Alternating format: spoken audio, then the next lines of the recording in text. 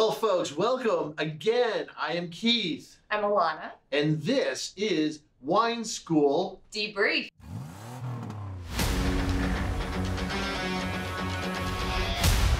Woohoo! We're debriefing today Alana's New Zealand and Australia class. This was a fantastic class. And make sure you watch to the end.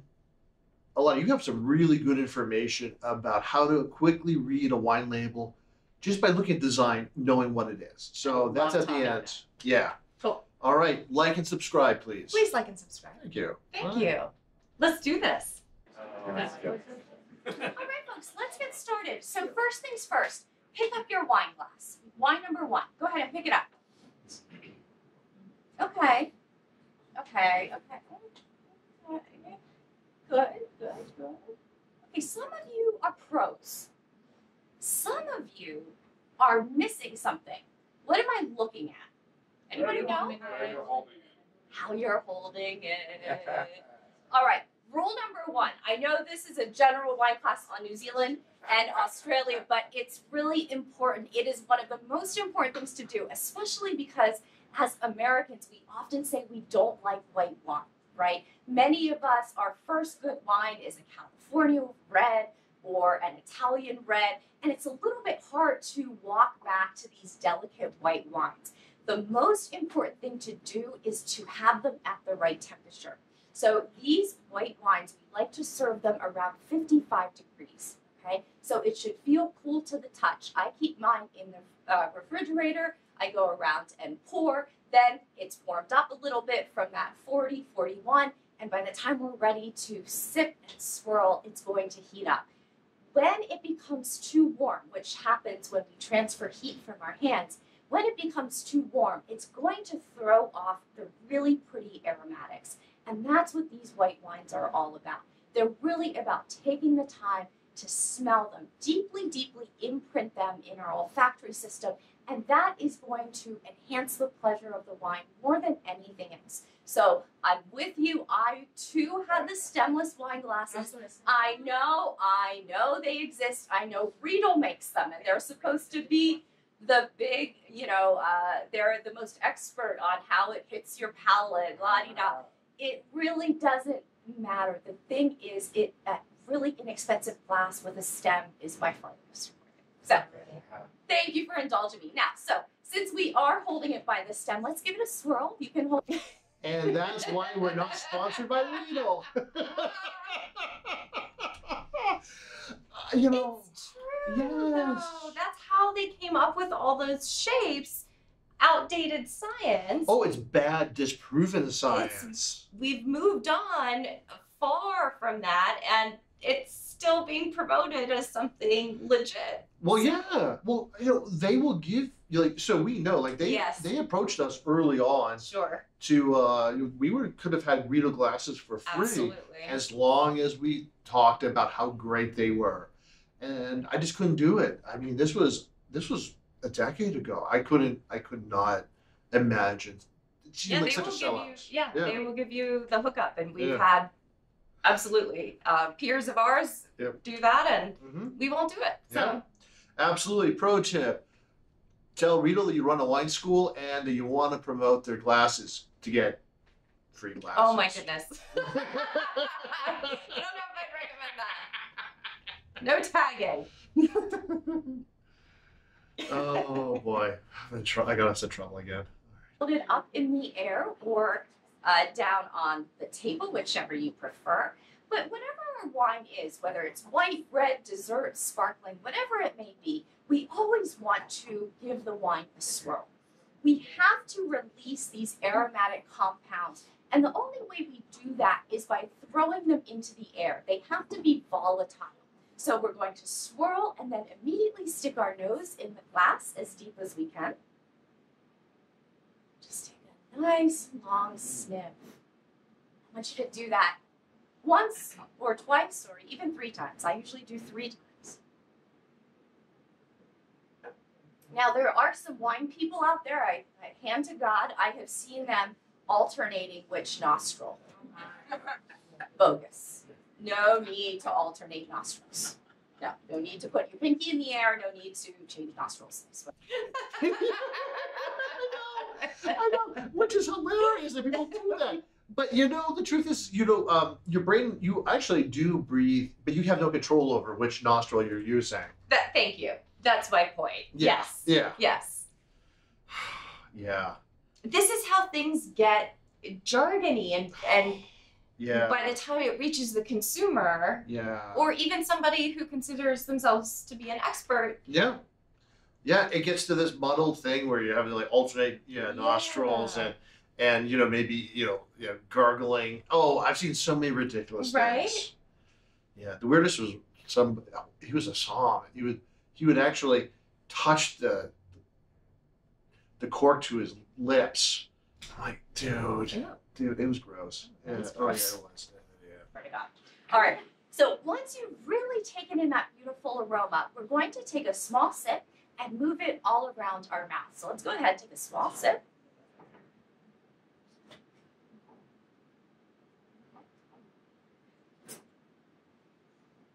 Okay. How does that feel? Tangy. It's acidic. It's tart. It wakes you up, right? I feel like you guys maybe have had a big meal, you know? And you want to perk up, you want to get into these wines. That's what white wine does. If you ever need a palate refresher, if you do happen to go to big tastings or big wine fairs and you feel like you have palate fatigue, which we all sometimes do, there are a few things you can do. Sometimes you can smell the inside of your wrist. That might work. If you go to a winery or a wine shop and they have some coffee beans, that's really, really helpful. Or just get white wine in your glass, and that acidity is going to perk you up, okay? So, was there a question? Sorry?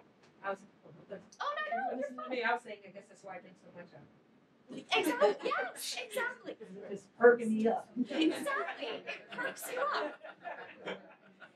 Hey, does it go with scrambled eggs? Yes, it does. Whatever excuse you need, it's fine. People don't believe me that rosé and omelet is one of the best food pairings, and now you have an excuse. So if you take a look at your tasting sheet and also on the board, it says Pinot Gris, okay? Now, we are all familiar with Pinot Grigio, okay? And no offense to Pinot Grigio, but that's a little bit of a very basic wine that a lot of people enjoy because it has some citrus, it has some apple elements, but it's very, very neutral, right? There's not a lot going on with it. Pinot Grigio is the same as Pinot Gris. It's the same grape, but the style is different. So Pinot Gris, when you see Pinot Gris, it's different from Pinot Grigio. Let's get our nose back in the aromatics here. When I smell this, I am smelling white flowers and almonds and pear and a little bit of beeswax and minerality. There's so much going on. It's really, really enticing. And then when I get it on my palate,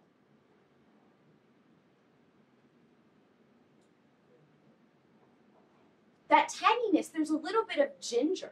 There's a little bit of a yellow plum. It has a nice plush feeling about it. So that's the difference. Pinot Grigio.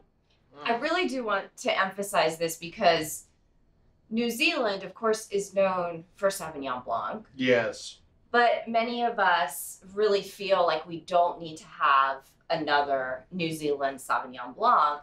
So their secondary grape that they're really trying to promote, and they do beautifully, is Pinot Gris. Yes. And I really have a thing for their Pinot Gris now. Pinot Bianco is another great mutation of Pinot Noir. So don't overlook those minor grapes, especially the Pinot Gris from New Zealand. If you like the Sauvignon Blanc, but it can get a little bit old after some time, check that out. Yeah, especially because we use New Zealand Sauvignon Blancs every semester for our sommelier programs. Yes. It is, yes. we do consume a lot of Sauvignon Blanc from New Zealand. Yeah. It's key. It's very helpful when you're beginning. Yes, for students, but it is getting a little traumatic after 20 years. Exactly. Yeah, and everyone's like, oh, wine school life. Yeah, hashtag. Oh, too much Sauvignon Blanc is ruining my life. Oh my God, poor. Tiniest violin. Yeah. Oh yeah, they'll set up a GoFundMe. Is always going to be just basic, straightforward.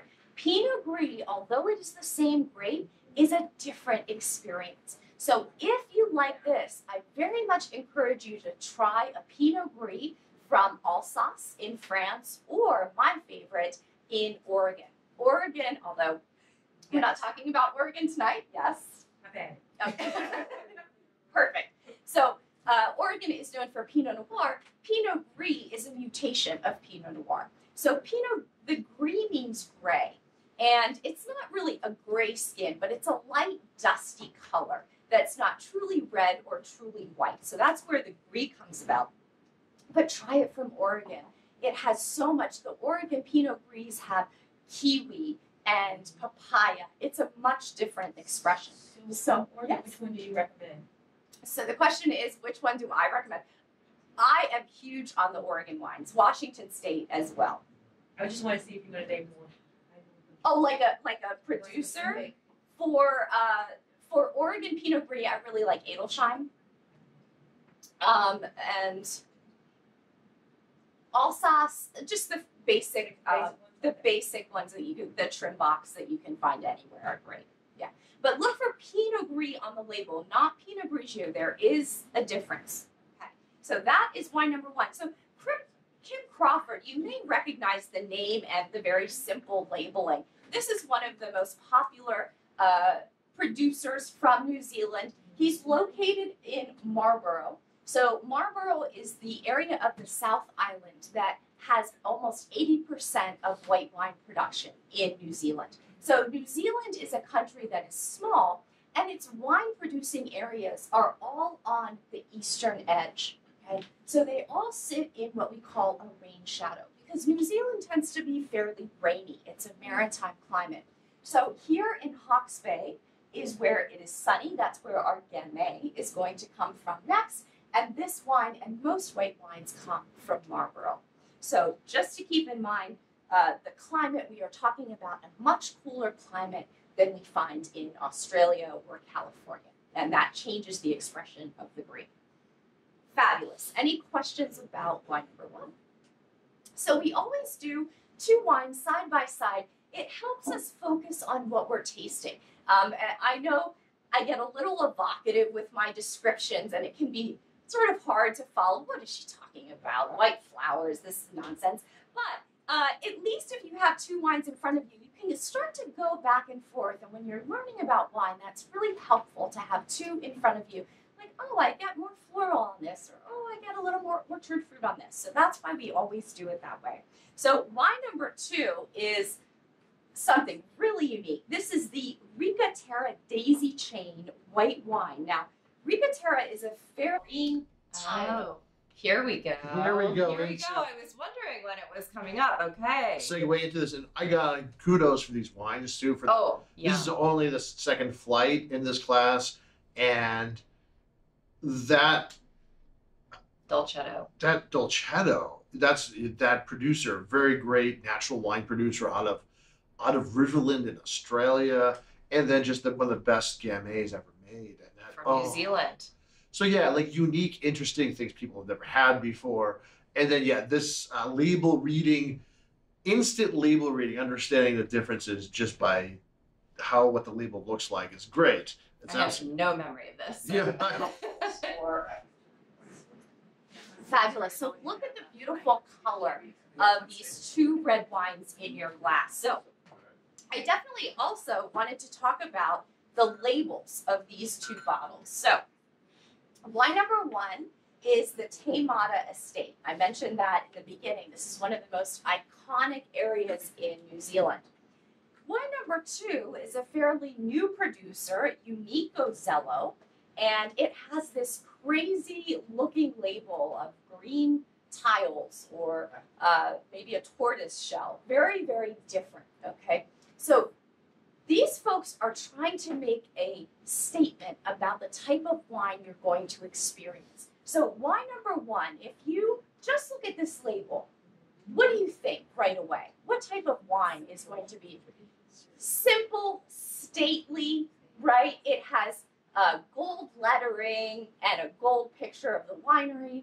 Wine number 2, what is this trying to say to you?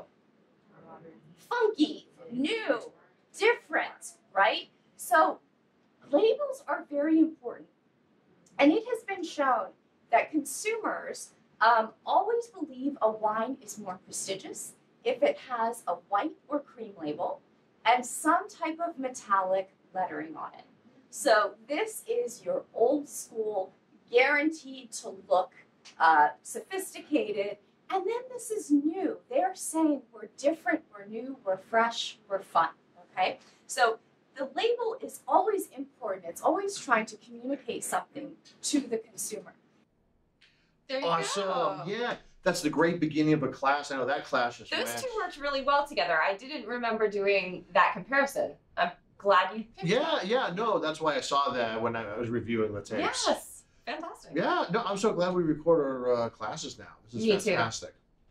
All right. All right, folks. Hope you enjoyed. Until next time, Like and subscribe. like and subscribe. Cheers. That was awesome. That was awesome.